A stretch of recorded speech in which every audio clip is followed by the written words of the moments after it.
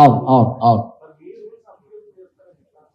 నా రూల్స్ అనలే, నేను బిగ్ బాస్ రూల్సే మాట్లాడాను. అంటే నాకు ఏమనిపించింది అంటే, హానెస్ట్గా చెప్తాను, నేను మాట్లాడిన మాటలు ఎందుకు నాకు అనిపించిందంటే, first thing, first day one నుంచి చీఫ్ అనే పొజిషన్ చాలా గొప్ప పొజిషన్ అని ముందు నుంచే చెప్తున్నారు.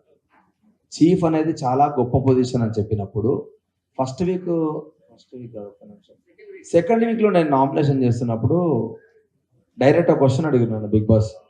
విష్ణుప్రియని నాగార్జున గారు చెప్పిన పాయింట్ మీద నువ్వు నామినేట్ చేస్తున్నావు, ఆ, నీ నీ పాయింట్ చెప్పు అని అన్నాడు. నేను ఒకటే మాట అన్నా, నేను హౌస్ కంటెస్టెంట్ వచ్చిన సార్, నాగార్జున గారు పబ్లిక్ అందరూ అది అనుకుంటున్నారు కాబట్టి చెప్పుంటాడు. కానీ నువ్వు ఇద్దరు నామినేషన్ వచ్చినాక, నామినేషన్స్ అన్నీ అయిపోయినాక నువ్వు డైరెక్ట్ ఎలిమినేట్ అవ్వాలి అని అంటే, అది నాకు కంప్లీట్లీ అన్ఫేర్ అనిపించింది.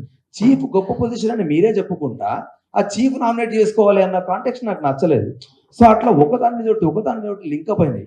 ఇంకోటి, ఆ వీడియో ఏదైతే మొత్తం ప్లే చేసినారో, నాకు కొన్ని వాటర్ ఉన్నాయన్న, దాంట్లో 80% మేము జోక్గా మాట్లాడుకునే ఉన్నాయి. ఒక 2-3 నేను సీరియస్గా మాట్లాడినా. దాని పక్కన మిగతా జోక్గా మాట్లాడినాయన్ని యాడ్ ఆన్ చేసి మ్యూజిక్ యాడ్ చేసారు. ఆ జోక్గా మాట్లాడిన దాంట్లో ఫన్నెస్ట్ థింగ్ ఏంటంటే, నాకంటే అధ్వానంగా మాట్లాడిన వాళ్ళు చాలా మంది ఉన్నారు. అవి ఏం ఇప్పుడు వాళ్ళ పేర్లు చెప్పా, లోపల ఉన్నారు కాబట్టి. కానీ వాళ్ళు డైరెక్ట్ చాలా ఘోరంగా మాట్లాడారు. ఇదేం ఇంకా మాట్లాడొద్దులే కానీ మళ్ళీ వాళ్ళ గురించి ఎందుకు అవుతుంది కానీ, వాళ్ళు ఇంకా టూ మచ్గా మాట్లాడారు. నేనన్నా మజాక్లో మాట్లాడినా, వాళ్ళు చాలా సీరియస్గా ఉన్నారు. నేనుండా, నాకేం అవసరము, ఏదో షోనా, ఇట్లా మాట్లాడే వాళ్ళు ఉన్నారు. దుప్పట్లది దుప్పట్లది దుప్పట్లది నేను అన్నా కదా, దానికంటే ముందు డే వన్ నుంచి దుప్పట్ల మీద అందరు జోకులు క్రాక్ చేస్తూనే ఉన్నారు.